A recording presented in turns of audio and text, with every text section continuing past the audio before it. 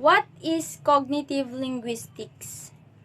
Cognitive linguistics is an interdisciplinary approach to the study of language, mind, and sociocultural experience that first emerged in the 1970s. Cognitive linguistics is characterized by a commitment to the inseparability of meaning and form in the study of language.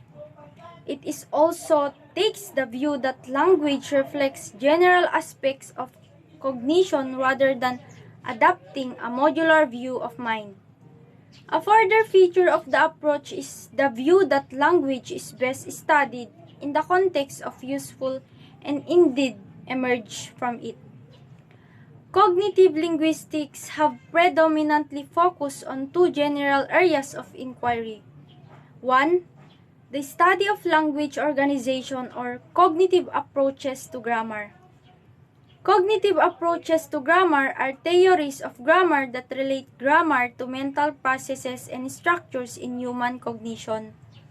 Another cognitive approach to grammar is that which is proposed by proponents of cognitive linguistics, which holds that grammar is not an autonomous mental faculty with processes of its own, but that is intertwined with all other cognitive processes and structures. The basic claim here is that grammar is conceptualization. Some of the theories that fall within this paradigm are construction, grammar, cognitive grammar, and word grammar. The number 2 is language as a means of studying aspects of conceptual structure or cognitive semantics. Cognitive semantics is part of the cognitive linguistics movement. Semantics is the study of linguistic meaning. Cognitive semantics holds that language is part of a more general human cognitive ability and can therefore only describe the world as people conceive of it. It is implicit that different linguistics communities conceive of simple things and processes in the world differently, or different cultures. Not necessarily some difference between a person's conceptual world and the real world or the wrong beliefs.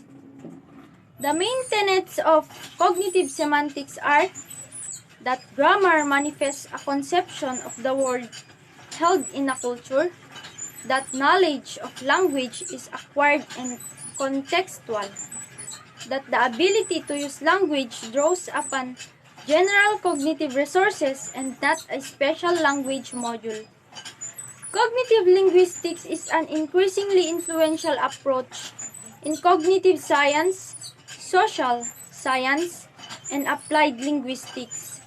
As part of the field of cognitive linguistics, the cognitive semantics approach rejects the traditional separation of linguistics into phonology, morphology, syntax, pragmatics, and etc.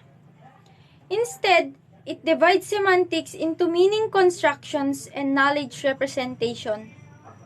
Therefore, cognitive semantics studies much of the area traditionally devoted to the pragmatics as well as semantics.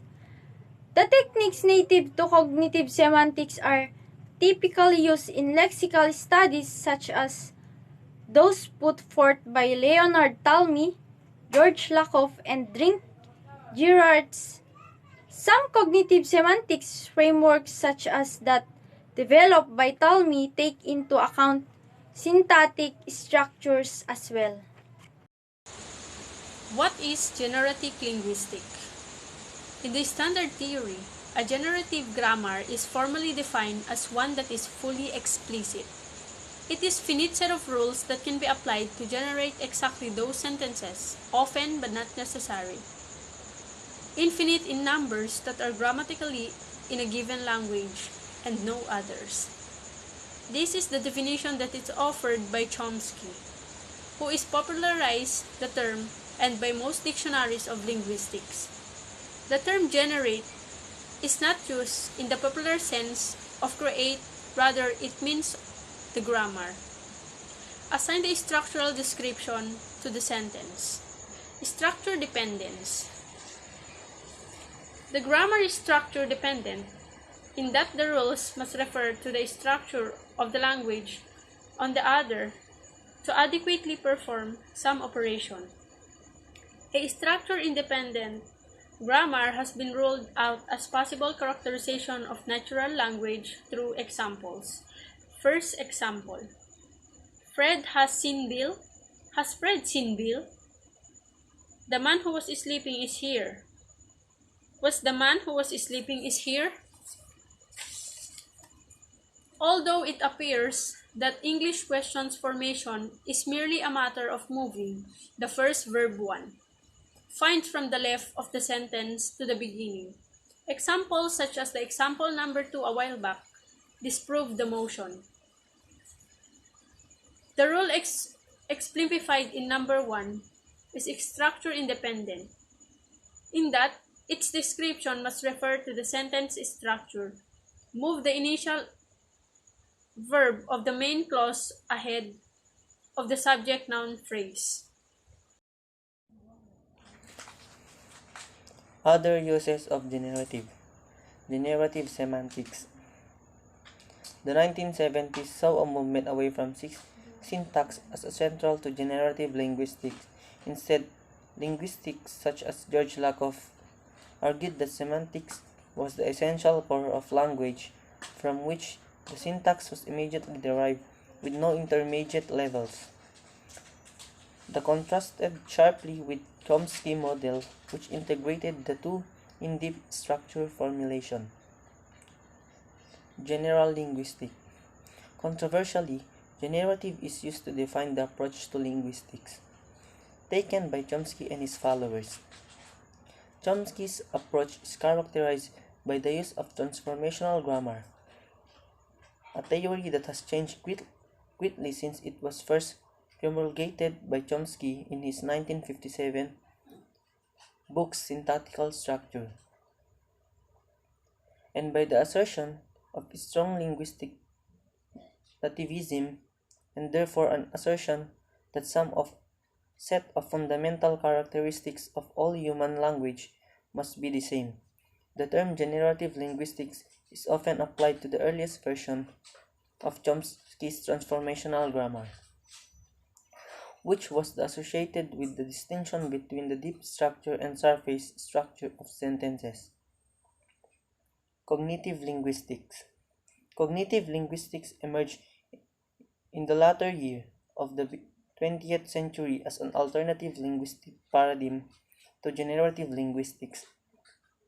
Cognitive linguistics seeks to unify the understanding of language with the understanding of how specific neutral structure function biologically.